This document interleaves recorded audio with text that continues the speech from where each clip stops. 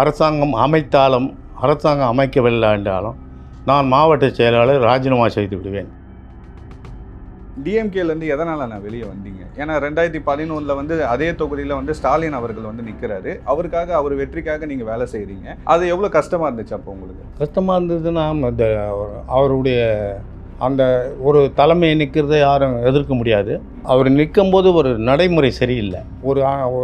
அதாவது ஒரு அதிகார தோரணையில் வந்து நின்ன ஒரு அதிகார தோரணை நின்று வச்சு எப்படி அது உங்களுக்கு பயன்படுத்திங்களே? அன்பா எனக்கு நீ வா உட்காரு பேசு, நான் இந்த இடத்துல நிற்கிறேன், எங்களுக்கு நான் சரியாக இருக்கேன்னு சொல்கிறாங்க. அப்படி பேசுகிறது ஒரு மாதிரி. அதனால நான் என்ன பண்ணேன், சரி எல்லா முயற்சிகளும் அவங்க நடத்திக்கினே இருக்காங்க, நம்மள்கிட்டையும் பேசினே இருக்காங்க, சரி பரவாயில்ல தலைமையை வந்து எடுத்து நிற்கும்போது நம்ம ஒன்றும் பேச முடியாது.